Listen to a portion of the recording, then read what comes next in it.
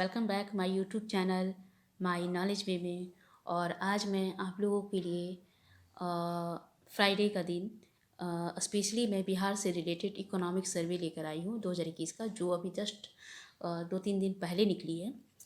और जैसा कि आप लोगों को पता है कि जो भी मैं क्वेश्चंस लाती हूँ तो उसके साथ मैं विथ एक्सप्लेनेशन होती है।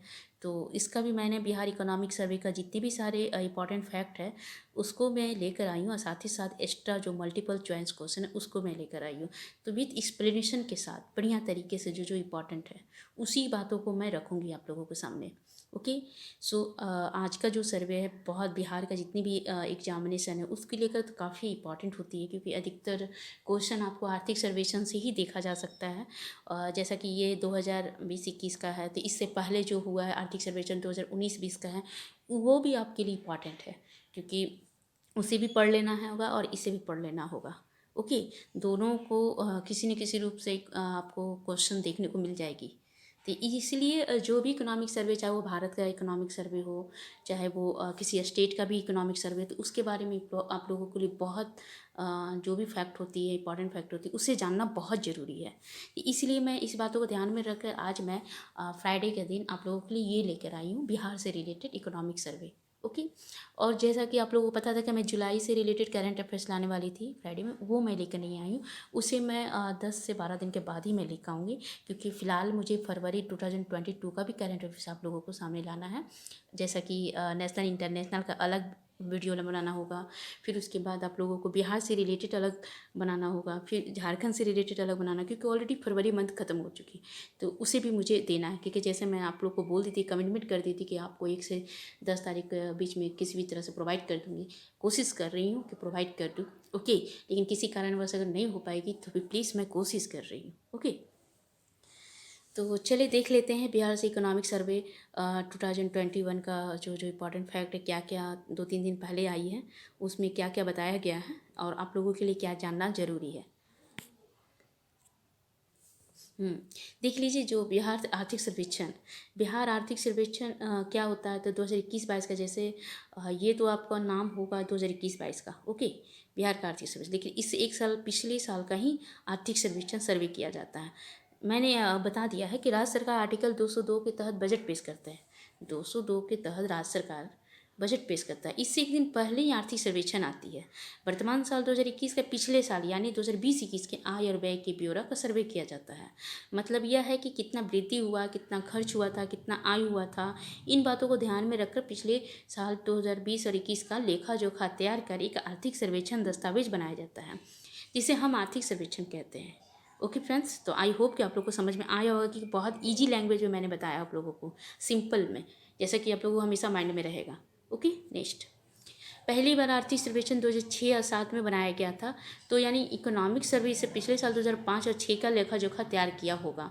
कहने का मतलब है कि अगर आपसे पूछा जाएगा कि बिहार में पहली बार आर्थिक सर्वेक्षण कब आया था, तो 2006 और 7 में आया था। ओके। और जो आया था उस सर्वेक्षण, आर्थिक सर्वेक्षण, वो किस चीज़ का, मतलब कौन सी साल का इकोनॉमिक सर्वे था, तो आप बता सकते हैं कि उससे पिछले 1 साल का, तो पिछले 1 साल 2005 और 2006 का होगा। ओके। और ये 16वां आर्थिक सर्वेक्षण है, याद रखेंगे। ये जो आई है आप लोगों को सामने 2021-22 का, वो आप लोगों को 16वां आर्थिक सर्वेक्षण है। इसमें मुख्य तौर पे सबसे ज़्यादा महत्वपूर्ण चैप्टर 13 पेज का है। हालांकि ये 500 लगभग 552 या 555 समथिंग है, जो कि इसमें जो जो चैप्टर इंपॉर्टेंट दिया था वो चैप्टर 13 का है। उसी में से कुछ इंपॉर्टेंट फैक्ट आप लोगों के सामने मैं लेकर आई हूँ। 25 फरवरी 2022 को उप मुख्यमंत्री वित्त मंत्री तारा किशोर प्रसाद ने बिहार विधानसभा बजट सत्र पहले दिन सदन के पटल पर रखा, जो कि मैंने पहले बताया कि इन्होंने 16वां आर्थिक सर्वेक्षण पेश किया। ओके। नेक्स्ट,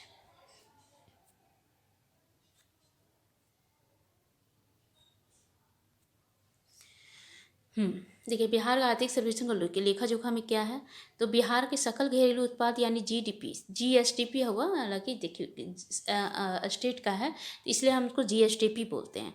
तो जीएसडीपी की वृद्धि दर 2020-21 का 2.5% रही है, याद रखेंगे 2.5। और इसकी राष्ट्रीय औसत से ये बेहतर है, क्योंकि राष्ट्रीय औसत यानी भारत का जो जीडीपी ग्रोथ था उस वक्त -7.2% में रहा था 2020-21 में। ओके। क्योंकि कोविड के कारण, ड्यू टू कोविड, तो ड्यू टू कोविड की वजह से माइनस में चला गया था भारत का, लेकिन बिहार में क्या हुआ तो 2.5% था, तो डेफिनेटली अच्छी रही क्योंकि पॉजिटिव में है। इसके अनुसार राज्य में पिछले 5 वर्ष 2016-17 में 20-21 के दौरान कृषि और उसके संबंध क्षेत्रों में 2.1% का दर से वृद्धि हुआ। ओके, जैसे कि 2020-21 के जो भी कृषि में और उसके संबंध क्षेत्रों में जो जो उत्पादन का वृद्धि हुई है, जो भी वृद्धि हुआ है, तो उसे अगर आंकड़े में तय किया जाए तो 2.1% का वृद्धि हुआ है। ओके, पिछले 5 वर्षों के दौरान। और ये जैसा कि पिछले ये कब हुआ था तो 2016-17 में हुआ था 2.1%, लगभग उतना हुआ था। तो फिलहाल उसके बाद कब दिखाई दिया हम लोगों को, तो अभी जस्ट 2021 में दिखाई दिया। ओके, सर्वेक्षण के अनुसार मौजूदा बाजार मूल्य 2020-21 का दौरान भारत का 86,659 प्रति व्यक्ति आय की तुलना में बिहार की प्रति व्यक्ति आय 50,555 रही है। याद रखेंगे कितना रही है तो 50,555। ओके, बिहार की प्रति व्यक्ति आय। और जबकि हम लोगों को जब राष्ट्रीय अगर देखा जाए तो भारत का तो वो है 86,659 प्रति व्यक्ति है। पिछले वर्ष आर्थिक सर्वेक्षण 2019 पेज का दौरान राज्य के प्रति व्यक्ति आय 59,272 थी। सॉरी 2019-20 होगा। ओके, यहाँ पर मिस्टेक हुई। 2019-20 का दौरान राज्य में प्रति व्यक्ति 59,272 थी। इस प्रकार एक वर्ष में कुल 1,183 रुपये प्रति व्यक्ति आय की बढ़ोतरी हुई है।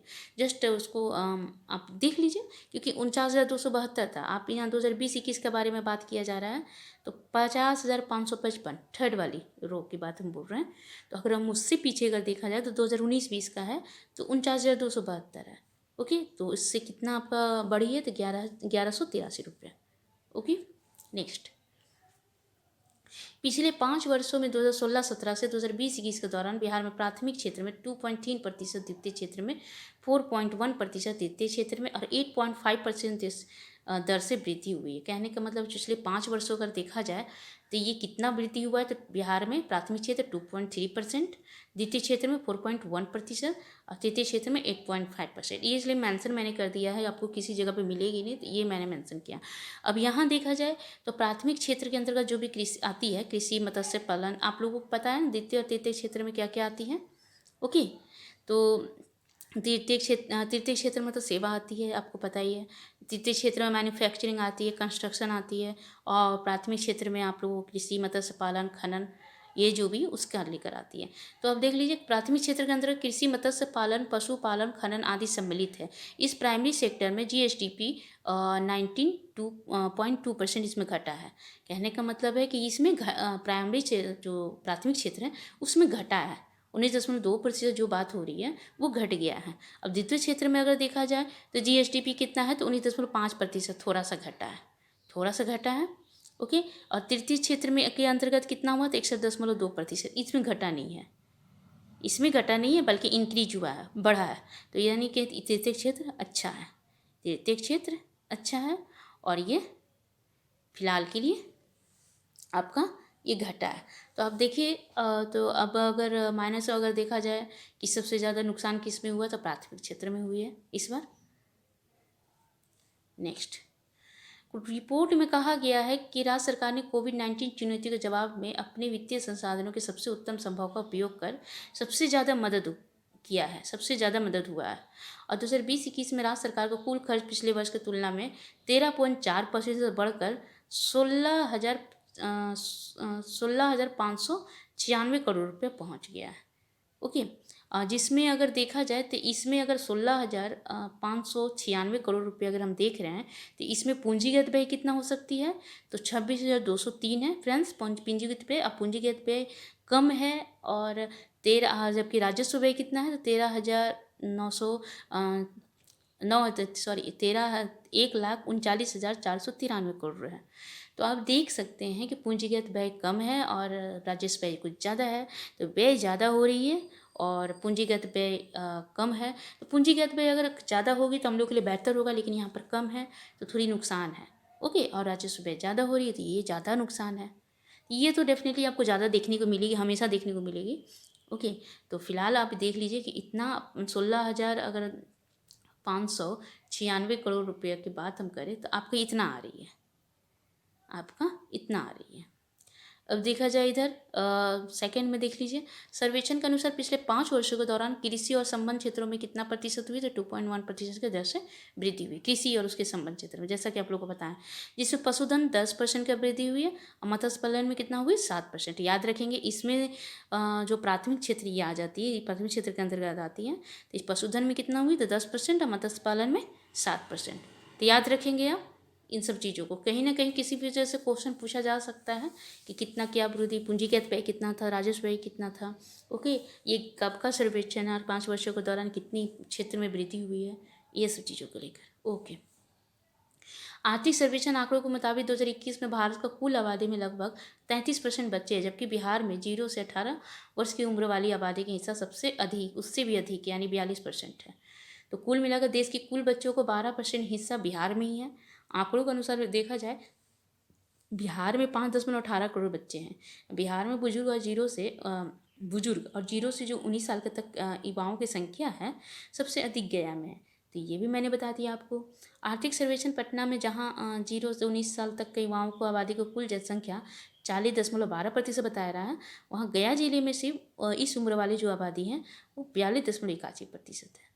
कितनी उम्र वाली जो बता रहे हैं, तो 0 से 19 साल के बच्चे। तो सबसे ज़्यादा आबादी देखा जाए तो गया जिले में। वही 60 साल से ऊपर वाले अगर मामले में देखा जाए तो पटना जिले की कुल आबादी का 7.59%, जबकि गया में कितना है, तो 9.09%। तो ये जो आंकड़ा जो आपको सामने आ रही है वो जनसंख्या से रिलेटेड है। ओके, तो ये थोड़ी सी जनसंख्या से लेकर इतना प्रतिशत आबादी, इतना प्रतिशत आबादी है, देख लीजिए। अब नेक्स्ट, आर्थिक सर्वेक्षण 2020-21 का आंकड़े के अनुसार प्रति व्यक्ति आय सभी जिले में तो किस तरीके से है, तो बिहार के 38 जिलों में बिहार की राजधानी पटना में प्रति व्यक्ति आय के मामले में 1.31 लाख रुपये के साथ पहले स्थान पर है।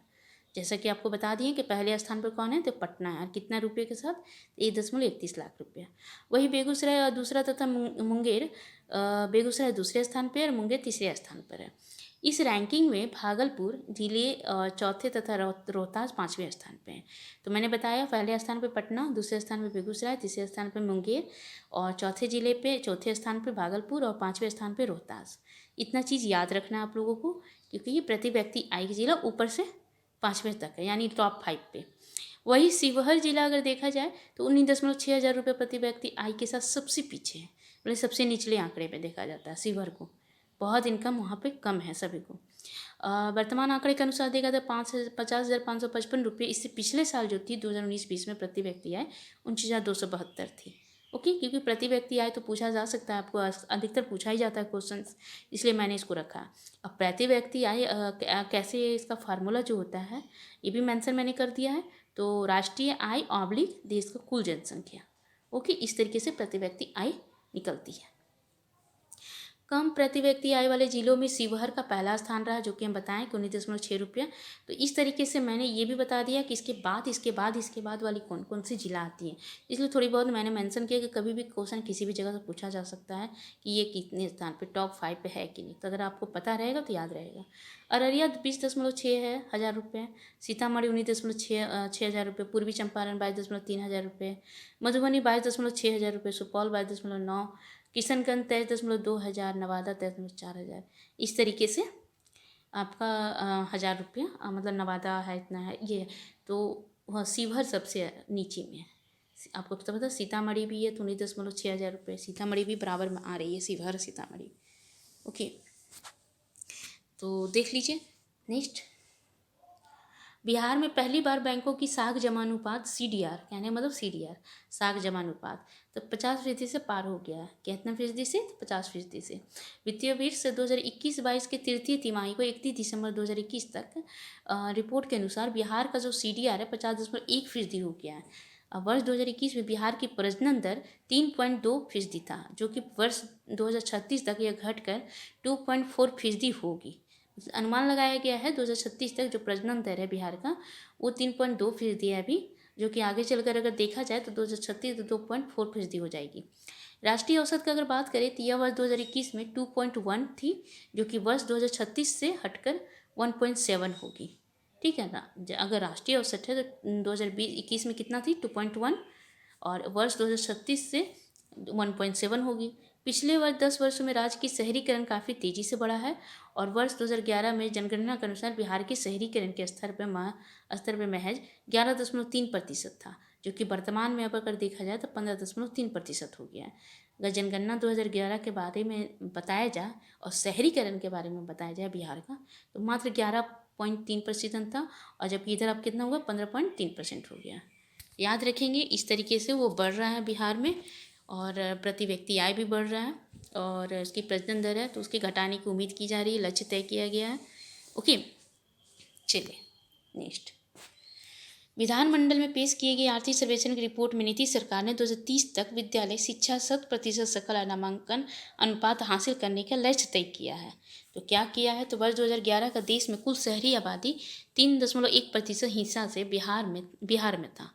कहने का मतलब है, जब देश का जो कुल शहरी आबादी उसमें से 3.1% हिस्सा सिर्फ बिहार में था।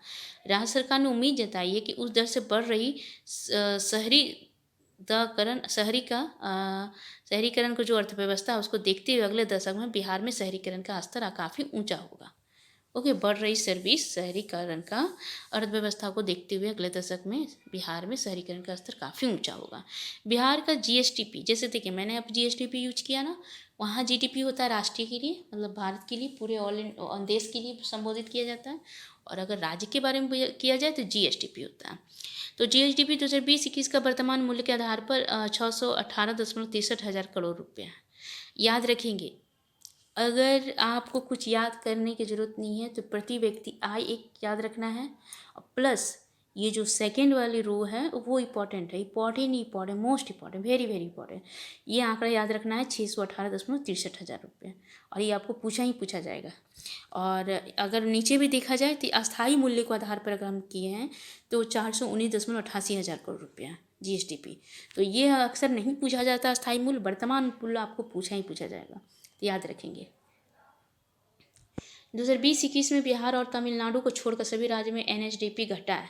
देख लीजिए, वेरी इंटरेस्टिंग है ये, क्योंकि बिहार और तमिलनाडु को छोड़कर सभी राज्यों में एनएचडीपी घट गया है। प्राइमरी 2020-21 में प्राइमरी सेक्टर में ग्रोथ रेट 0% रहा है। प्राइमरी जो था रेट 0% रहा है, और जो कि पिछले साल 4 जैसे कि मैंने आपको बताया कि पिछले 5 साल में इतना बढ़ोतरी हुई है कृषि विभाग, और कितना घटा है तो 19.6% मैंने बताया था अभी। और अगर बढ़ने की बात बोले कृषि विभाग प्राइमरी सेक्टर में, तो वो बढ़ा ही नहीं है बल्कि घटा है। इसलिए यहाँ पर मेंशन किया गया है कि प्राइमरी सेक्टर में ग्रोथ रेट 0% रहा है। पिछले साल 4.1% भी रहा था, लेकिन वो भी नहीं आ पाया इस बार। इस तरीके से ग्रोथ रेट कृषि विभाग, मत्स्य पालन का, वन विभाग 2020-21 का अगर देखा जाए तीनों मिलाकर, तो 3.7% रहा। आपसे कभी कभी पूछा जा सकता है कि 2020-21 का प्राइमरी सेक्टर का ग्रोथ रेट कितना है, तो 0% था। पिछले साल का कितना था, 4.1। और अगर देखा जाए तो तीनों है, अगर कृषि विभाग, मत्स्य पालन, वन विभाग 3 है, तो तीनों को मिलाकर अगर पूछा जाए तो 3.7% रहा। ओके फ्रेंड्स, लाइव स्टॉक 11.9 मतलब 11.9% है। माइनिंग और रेसिंग अगर देखा जाए तो 76.6% है।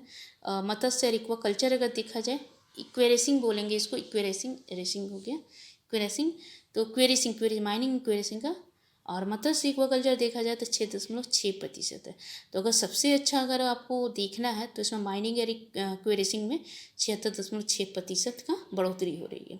वित्तीय क्षेत्र में ग्रोथ रेट 2021 का क्या होगा, तो 2.2% रहा है, जिसमें मैन्युफैक्चरिंग 2.6% रहा है। द्वितीय क्षेत्र होगा फ्रेंड्स, यहाँ पर वित्तीय क्षेत्र नहीं हो, द्वितीय, एक सेकेंड,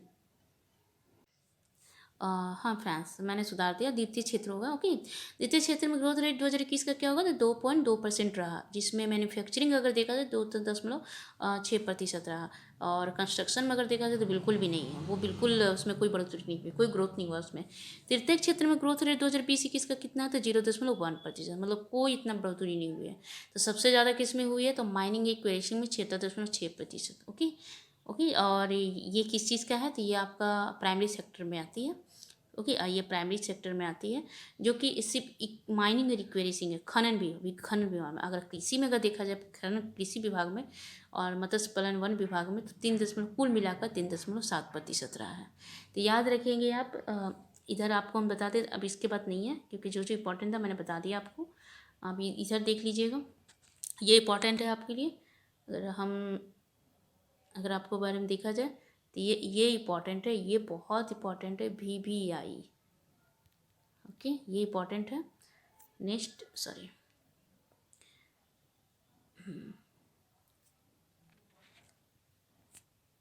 हाँ, तो इधर भी देख लीजिए, मैंने आप बता दिया, सी वह है सबसे नीचे। और प्रजनन राष्ट्रीय औसत, ये राष्ट्रीय औसत की बात करें तो 2.1 था। ओके, और 2036 में 1.7 होगी। 10 वर्ष में शहरीकरण बढ़ी है बिहार में। और CDR अगर देखा जाए तो 50% से पार कर गया। प्रजनन दर घटाने का उम्मीद है। और ये इम्पॉर्टेंट है, इसमें भी है, इसमें प्रति व्यक्ति आय भी दे दिया गया, सीभर भी दे दिया गया, कितने कौन क्या स्थान पर है, कितने लाख रुपए से पहले स्थान पर है, ये भी मैंने बता दी। गया जिला है सबसे ज़्यादा। और पशुधन में कितना वृद्धि हुई, मत्स्य पालन में कितनी वृद्धि हुई है, 5 वर्षों के दौरान पूछा जा रहा है। कन्फ्यूजन नहीं होना, ये जो आपके आंकड़े मिली है सामने में, ये 5 वर्षों के दौरान मिली है आपको। ओके, और अगर 2020-21 की बात अगर किया जाए प्राइमरी सेक्टर में, तो जीरो ग्रोथ हुई है, बिल्कुल नहीं हुई है ग्रोथ, बल्कि घट गई है, जैसे कि मैंने आपको बताया यहाँ पे।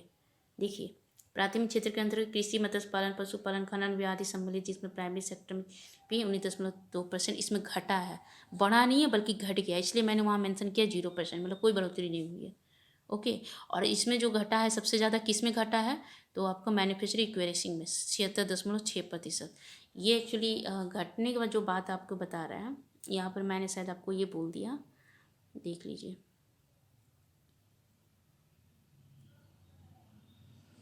लाइव स्टॉक 11.9, देखिए है। ओके, और माइनिंग इक्वेरेसिंग में 76 सबसे ज़्यादा अगर घटा है तो किस में, तो माइनिंग दशमलव इक्वेरेसिंग में। आपको बाय मिस्टेक मैंने बता दी बढ़ोतरी हुई है, क्योंकि अगर इसको अगर अच्छी तरीके से नहीं समझा जाएगा तो नहीं हो पाएगा, इसलिए मैंने तो बिल्कुल सोच समझ के इंपॉर्टेंट फैक्ट लाई है आप लोगों के लिए। तो ये माइनिंग रेसिंग का है। तो लाइव स्टॉक इतना हुआ, माइनिंग रेसिंग में इतना घटा है, मतलब सेरिकल्चर में इतना घटा है ग्रोथ रेट, क्योंकि 0% रहा। इसी हिसाब से द्वितीय क्षेत्र में ग्रोथ रेट देखिए कितना है, 2%, 2%, मैन्युफैक्चरिंग 2%, तो एक मैन्युफैक्चरिंग में कुछ बढ़ा था थोड़ा बहुत। तृतीय क्षेत्र में ग्रोथ रेट तो 0.1, कुछ नहीं, नाम मात्र हुआ है। ओके, तो ग्रोथ रेट अगर देखा जाए तो द्वितीय क्षेत्र में थोड़ा बहुत बढ़ा है, और उससे ज़्यादा कुछ नहीं बढ़ा है। ओके, तो याद रखेंगे फ्रेंड्स। अब MCQ मैं कोशिश कर रही हूँ आप लोगों को, ताकि समझ में आ जाए कि मैं MCQ किस तरीके से क्वेश्चन पूछा जा सकता है। ओके फ्रेंड्स, ये देखिए, बिहार आर्थिक service multiple choice question. Okay, वित्त वर्ष 2020-21 में बिहार का GSDP सकल राज्य घरेलू उत्पाद कितने प्रतिशत बढ़ा है। सकल राज्य घरेलू उत्पाद का जो फुल पर GSDP कितना प्रतिशत बढ़ा है, तो देख लीजिए, मैंने ऑप्शन लगाया है, बट एक कुछ अलग से आप लोगों के लिए डिजाइन मैंने किया है। तो -7.25%, 2.50%, 4.4%, 7.41%। सही आंसर है 2.50%। तो बिहार का GSDP सकल राज्य घरेलू उत्पाद अगर पूछा जाएगा 2020-21 का, तो कितना है, तो 2.50%। ओके, नेक्स्ट, वित्त वर्ष 2020-21 में मौजूदा कीमतों पर बिहार का GSDP सकल राज्य घरेलू उत्पाद कितना था, तो देख लीजिए कितना है। तो 369.55 करोड़, 419.88 करोड़, 566.47 करोड़, 618.63 करोड़। तो सही आंसर क्या हुआ, 618.63 करोड़। जैसे कि मैंने बताया था कि बहुत बहुत इंपॉर्टेंट है, मैंने कुछ आप लोगों को बता दिया था लिख कर कि ये नीचे मैंने कर दिया, तो इम्पॉर्टेंट है। तो इस तरीके से क्वेश्चन पूछा जा सकता है, क्योंकि मौजूदा कीमतों पर, ये याद रखिएगा, वर्तमान मूल्य यानी मौजूदा कीमतों पर। वित्त वर्ष 2020-21 में स्थिर मूल्य पर बिहार का प्रति व्यक्ति GSDP सकल राज्य घरेलू उत्पाद क्या थी, तो देख लीजिए, रुपये 31,017, 34,314, 49,272, 50,555। सही आंसर है 34,314 स्थिर मूल्य पर है। ओके, प्रति व्यक्ति आय स्थिर मूल्य पर 34,314। और अगर हम देखा जाए तो ये वर्तमान मूल्य पर, तो वर्तमान मूल्य पर क्या होगा, तो आपको बता दिए कि 50,555। बिहार के प्रति व्यक्ति NSDP शुद्ध राज्य घरेलू उत्पाद वित्त वर्ष 2020-21 में किसमें 2011-12 का स्टील मूल्य पर राष्ट्रीय औसत का कितना प्रतिशत था। ओके, कितना प्रतिशत था 2021 में 2011-12 के स्टील मूल्य के आधार पर। एक सेकेंड,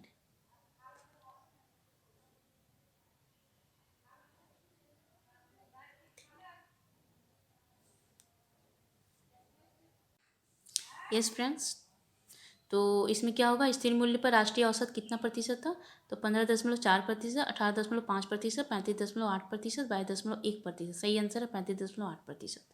ओके, तो ये पूछा जा रहा है कि बिहार की प्रति व्यक्ति NHDP शुद्ध राज्य घरेलू उत्पाद, उसी को बोलते हैं NHDP, वित्त वर्ष 2020-21 के वर्ष 2011-12 स्थिर मूल्य पर, जो 11-12 आपको आधार माना जाता है, आधार वर्ष, तो उसी के आधार पर स्थिर मूल्य पर राष्ट्रीय औसत का कितना प्रतिशत माना गया है, तो -35.8%। सॉरी, माइनस करते हैं 35.8%। ओके, माइनस नहीं है फ्रेंड्स, यहाँ मैंने उस तरीके से मेंशन कर दिया, लेकिन ये 35.8% है। ओके, याद रखेंगे। नेक्स्ट, वित्त वर्ष 2020-21 में बिहार GSDP सकल राज्य घरेलू उत्पाद में प्राथमिक क्षेत्र में हिस्सेदारी कितनी थी, तो 15.4%, 18.5%, 19.2%, 22.1%। सही आंसर है 19.2%। ओके, तो आप देख लीजिए क्या होगा। तो आंसर आपको बताया मैंने 9.2%, याद रखेंगे।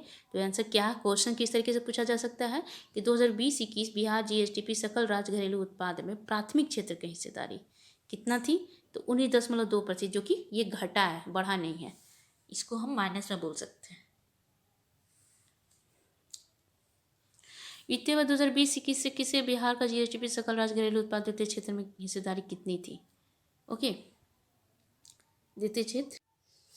ओके फ्रेंड्स, तो कितने हिस्सेदारी द्वितीय क्षेत्र में देख लीजिए, GSDP 2020-21 तक का बिहार का GSDP सकल राज्य घरेलू उत्पाद द्वितीय क्षेत्र के कितने हिस्सेदारी है, तो 19.5%, 20.6%, 24.4%, 27.3%। तो सही आंसर क्या हुआ, 19.5%। ये आंसर 19.2% है और उसमें 19.5% है। ओके, तो कन्फ्यूजन नहीं होना है, इसमें भी घटा है, उसमें भी घटा है, इसमें भी घटा है। ओके,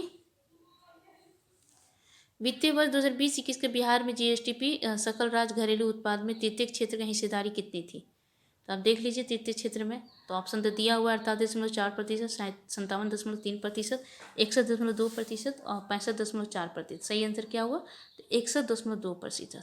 ये जो 2020-21 के बिहार का जो तृतीय क्षेत्र की हिस्सेदारी है वो कितना है, 61.2%। इसमें 0.1% बढ़ा है, जो कि दोनों में प्राथमिक क्षेत्र में और तृतीय क्षेत्र में क्या बढ़ा है, घटा है।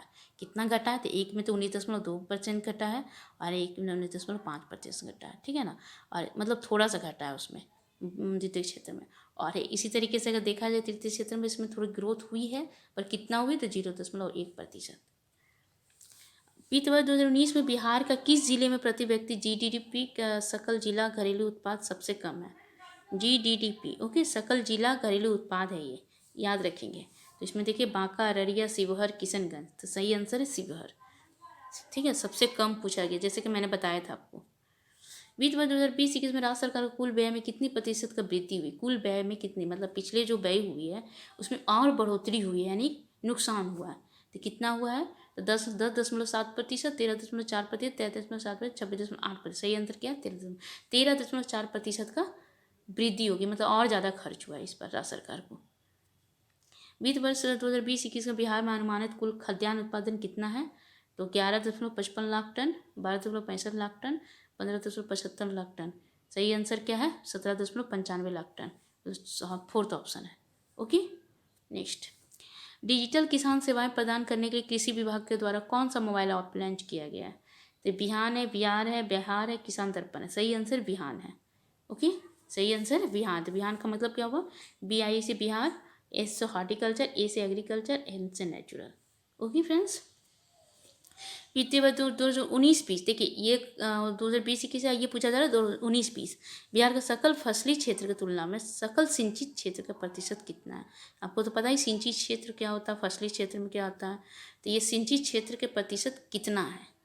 ओके, सकल फसली क्षेत्र की तुलना में, तो इसमें सही आंसर 74.48%, जो कि ऑप्शन दिया हुआ 45.33, 57.45, 60.225 और 74.48%। ये आंसर क्या है, 74.48%, फोर्थ ऑप्शन। निम्नलिखित में से किसी उद्योग बिहार में सर्वाधिक निवेश आकर्षित किया है, इथेनॉल, ऑटोमोबाइल, खाद्य प्रसंस्करण, नवीकरणीय ऊर्जा। तो सही आंसर क्या है? इथेनॉल। इथेनॉल के उत्पादन में सरकार कुछ ज़्यादा ही निवेश कर रहे हैं, ज़्यादा बढ़ोतरी की मांग कर रहे हैं, ताकि आने वाले दिनों में ईंधन से किसी की तरह का कोई समस्या ना आए। ओके, आपको तो पता ही है इथेनॉल से आप लोगों को ईंधन उत्पादन किया जा रहा है। वित्त वर्ष 2020-21 में कुल व्यय सामाजिक सेवाओं पर व्यय का हिस्सा कितना है? सामाजिक सेवाओं पर, ये तो आ गया आपका तृतीय क्षेत्र में। तो यहाँ 34.4%, 44.0%, 5%, 55.5%। तो सही आंसर 44.0%। ओके, इसका व्यय है, जैसे जो भी सरकार का व्यय हुई है, जैसे कि मैंने बताया कि 13.7% बढ़ी है, उस जो बढ़ के टोटल जो हुआ है उसमें कितना व्यय सामाजिक क्षेत्र सेवाओं में हुई है। तो सही आंसर 44.0। सामाजिक सेवाओं क्या होता है? योजनाएं हुए, कल्याण योजना हुई है, छात्रवृत्ति हुई, बहुत तरह से हुआ, और ये सब चीज़ों में लेकर सरकार जो भी खर्च की है, तो ये आपका 44.0%। ओके, तो ये आंसर आपका कुछ क्वेश्चंस था, और सभी इंपॉर्टेंट क्वेश्चन हैं आप लोगों के लिए। तो याद रखेंगे, मैंने बताया था कि एमसीक्यू मैं लाई हूँ, इस तरीके से क्वेश्चन पूछा जा सकता है। ओके फ्रेंड्स, तो याद जो जो इम्पोर्टेंट है इसलिए मैंने लाया, और इसमें सभी क्वेश्चंस हैं, उसे आप अच्छी तरीके से देख लें। ओके, और किसी तरह का कोई भी डाउट हो तो मेरे को आप कमेंट के माध्यम से बताएंगे। सब चीज़ों को मैंने मेंशन कर दिया है, कहीं से भी क्वेश्चन पूछा जा सकता है। तो ओके फ्रेंड्स, बस इतना ही आप लोगों के सामने, और अगले दिन जो भी लाऊंगी मैं आपको बजट से रिलेटेड कुछ क्वेश्चंस लाऊंगी। ओके, और कोशिश करूँगी कुछ ज़्यादा ही क्वेश्चंस, क्योंकि ये तो 15 क्वेश्चन था टोटल मैंने लाया था, और आगे भी मैं क्वेश्चन लाऊंगी बजट से रिलेटेड, लेकिन कोशिश करूँगी कुछ 4-5 एक्स्ट्रा क्वेश्चन को ऐड करूँ बढ़िया से। ओके, अब बजट में क्या क्या हुआ है वो मैं आप लोगों को सामने इस तरीके से इंपॉर्टेंट फैक्ट्स को समझा कर मैं बताऊंगी आप लोगों को। तो ओके फ्रेंड्स, बस इतना ही। Thank you.